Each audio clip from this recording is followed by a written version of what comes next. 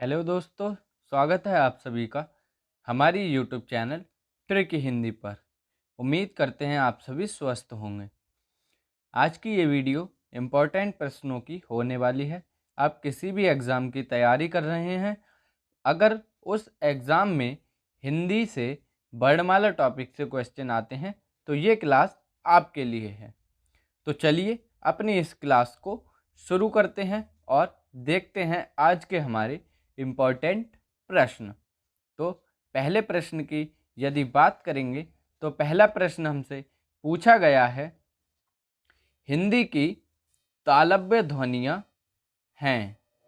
अर्थात पहले प्रश्न में हमसे पूछा गया है कि कौन सी ध्वनियाँ हैं जो तालव्य से उच्चारित होती हैं। हमें पहला ऑप्शन दिया गया है पा, फा, बा, भा, मा।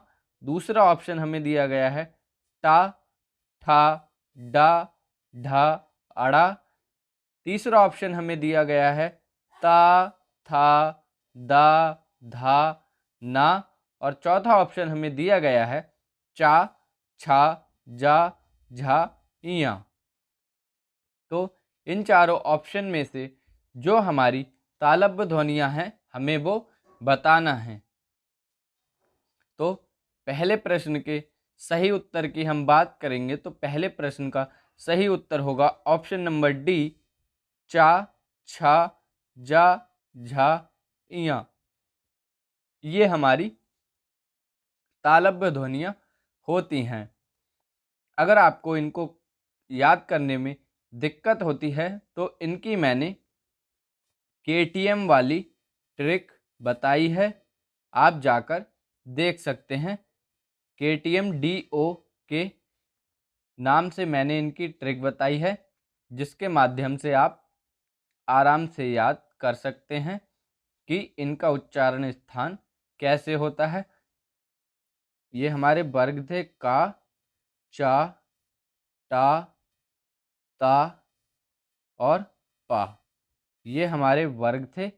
का वर्ग का उच्चारण स्थान कंठ, चा वर्ग का उच्चारण स्थान तालु, टा वर्ग का मूर्धन्य, ता वर्ग का दंत और पा वर्ग का उच्चारण स्थान ओष्ठ। इसे मैंने अपनी एक वीडियो में बहुत अच्छे से कवर किया है। अगर आपने वो वीडियो नहीं देखी है तो आप जाकर उस वीडियो को देख सकते हैं।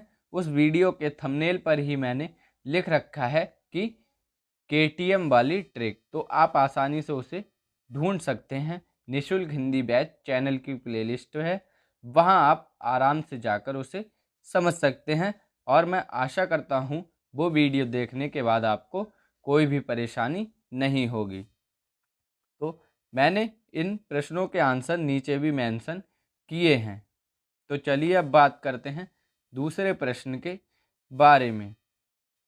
दूसरा प्रश्न हमसे पूछा गया है, इनमें से कौन सी ध्वनि अंतस्थ नहीं है। मैंने आपको अंतस्थ व्यंजन बताए थे, तो हमसे वही पूछा गया है कि इनमें से कौन सा है जो अंतस्थ नहीं है। पहला ऑप्शन बा, दूसरा बा, तीसरा ऑप्शन रा और चौथा ऑप्शन ला। इन चारों में जो अंतस्थ नहीं है वो हमें बताना है। तो अंतस्थ व्यंजन हमारे या, रा, ला और वा होते हैं, लेकिन मैं कंफ्यूज करने के लिए आपको दोनों लेकर के आया हूं। अब आपको बताना है कि इनमें से कौन सा वा होगा जो अंतस्थ नहीं होगा।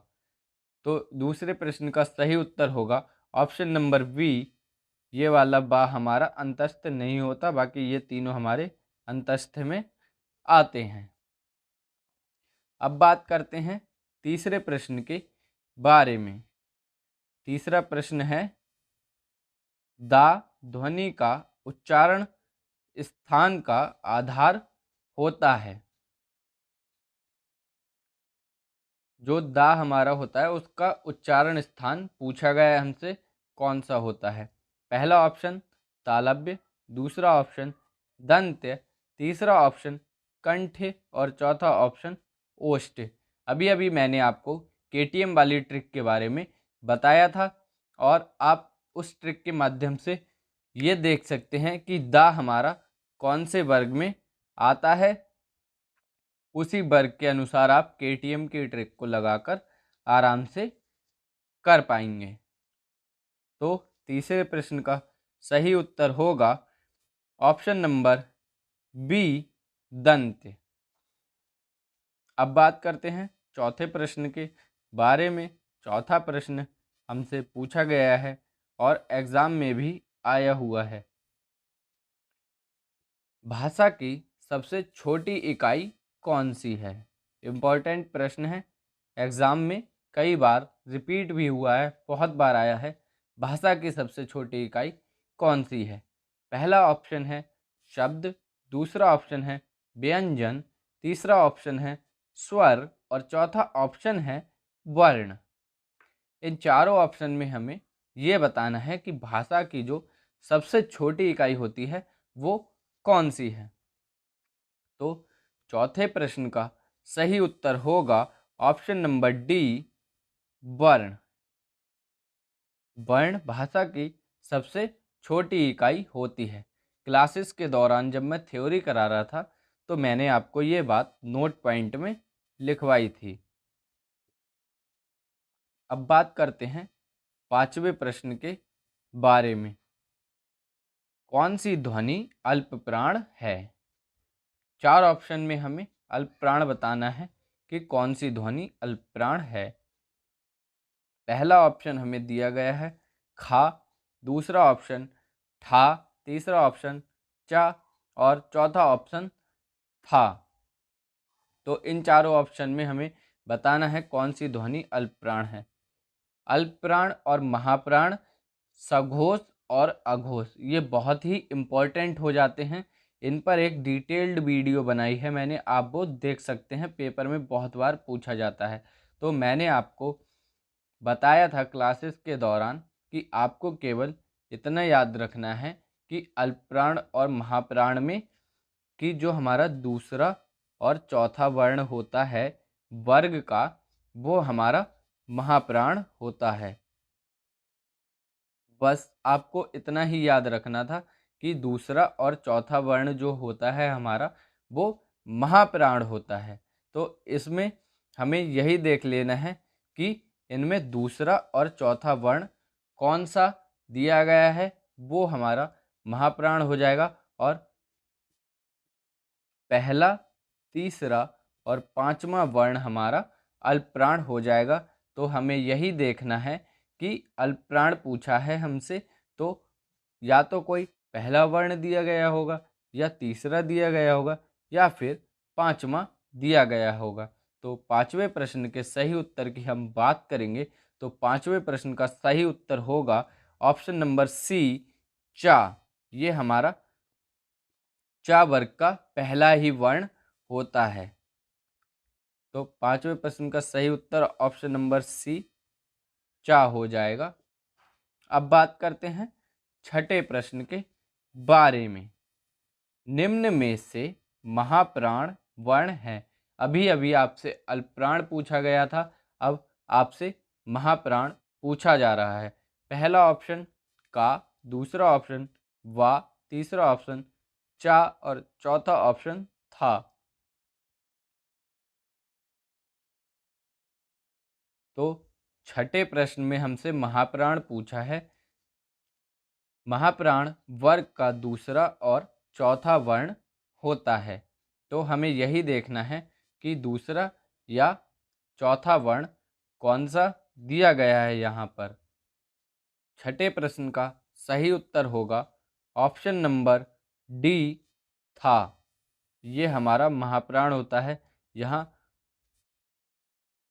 टाइपिंग में गलती हो गई है, ए ऑप्शन सब जगह लिख गया है लेकिन ये ए, बी, सी और डी ऑप्शन है। तो इस प्रश्न का सही उत्तर होगा था। अब बात करते हैं सातवें प्रश्न के बारे में।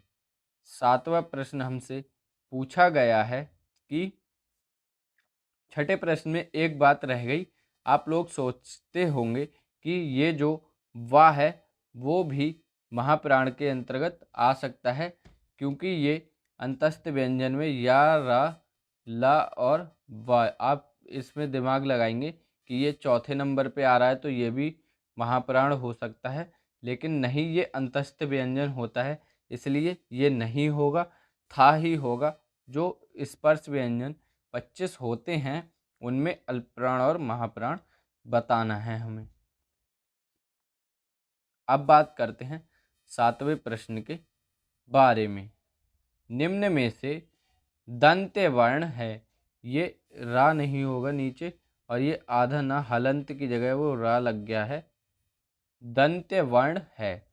पहला ऑप्शन चा, दूसरा ऑप्शन उ, तीसरा ऑप्शन ता और चौथा ऑप्शन या। हमें ये बताना है कि इन चारों में से कौन सा वर्ण होगा जिसका उच्चारण स्थान दंत्य होगा। तो 7वें प्रश्न के सही उत्तर की बात की जाए तो 7वें प्रश्न का सही उत्तर होगा ऑप्शन नंबर सी, ता। ता हमारा दंत्य वर्ण होता है। आप उच्चारण स्थान को याद करने के लिए मेरी KTM वाली वीडियो जाकर देख सकते हैं। मैं उम्मीद दिलाता हूँ कि आप बिल्कुल भी उच्चारण स्थान को लेके कंफ्यूज नहीं होंगे। अब बात करते हैं 8वें प्रश्न के बारे में। 8वां प्रश्न हमसे पूछा गया है, घा का उच्चारण स्थान कौन सा है, अर्थात का वर्ग का चौथा वर्ण जो होता है घा, उसका उच्चारण स्थान हमसे पूछा गया है। पहला ऑप्शन हमें दिया गया है मूर्धा, दूसरा ऑप्शन कंठ, तीसरा ऑप्शन दंत और चौथा ऑप्शन तालु। तो इस प्रश्न के सही उत्तर की हम बात करेंगे तो इस प्रश्न का सही उत्तर होगा ऑप्शन नंबर बी, कंठ। क्योंकि मैंने आपको बताया कि ये का वर्ग का वर्ण है चौथा, और का वर्ग पूरे का उच्चारण कंठ से होता है, तो इसका भी सही आंसर हो जाएगा ऑप्शन नंबर बी, कंठ। अब बात करते हैं 9वें प्रश्न के बारे में। 9वां प्रश्न हमसे पूछा गया है, इनमें से कौन सा वर्ण स्पर्श व्यंजन नहीं है। प्रश्न को बहुत ही ध्यान से पढ़ना है। हमसे पूछा है स्पर्श व्यंजन नहीं है, अर्थात जो 25 स्पर्श व्यंजन मैंने आपको बताए हैं थ्योरी क्लासेस के दौरान, उनमें जो नहीं आता है वही हमारा राइट आंसर हो जाएगा। पहला का, दूसरा चा, तीसरा ता और चौथा या। इन चारों में से जो स्पर्श व्यंजन में नहीं आता है वही सही उत्तर होगा। तो 9वें प्रश्न का सही उत्तर होगा ऑप्शन नंबर डी, या। ये हमारा अंतस्थ वर्ण के अंतर्गत आता है, तो 9वें प्रश्न का सही उत्तर होगा ऑप्शन नंबर डी। इसके बाद बात करते हैं 10वें प्रश्न के बारे में। एक बार फिर से आपसे 10वें प्रश्न में पूछा गया है, कौन सा व्यंजन अल्पप्राण है। आपको अल्पप्राण और महाप्राण बहुत अच्छे से पढ़ के जाना है, पेपर में क्वेश्चन यहीं से बहुत ज़्यादा आते हैं, यूपी टेट में तो कई बार रिपीट करते हैं। पहला ऑप्शन हमें दिया गया है घा, दूसरा ऑप्शन झा, तीसरा ऑप्शन भा और चौथा ऑप्शन दा। इनमें हमें बताना है कि अल्पप्राण कौन सा व्यंजन है। 10वें प्रश्न के सही उत्तर की हम बात करेंगे तो ऑप्शन नंबर डी, दा हमारा राइट आंसर हो जाएगा। आज की इस वीडियो में हम यहीं तक बात करेंगे और मिलेंगे अगली वीडियो में आपको और भी अच्छी अच्छी जानकारी लेकर। यदि आपको वीडियो अच्छी लगी है तो चैनल को सब्सक्राइब कर लें, अपने सभी दोस्तों में शेयर कर दें और नोटिफिकेशन बेल को ऑन कर लें, जिससे आपको रेगुलर मिलने वाली क्लास का नोटिफिकेशन सबसे पहले पहुंच जाए। Thank you for watching the video. उम्मीद करता हूं आज की वीडियो आपको पसंद आई होगी और आशा करता हूं आप ऐसे ही मुझे अपना प्यार देते रहेंगे, मेरी वीडियोस को शेयर करते रहेंगे। Thank you for watching. पढ़ते रहिए, स्वस्थ रहिए और तब तक के लिए धन्यवाद।